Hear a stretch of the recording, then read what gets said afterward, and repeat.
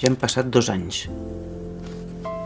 2 anys des que es va començar a organitzar la festa més gran de la història.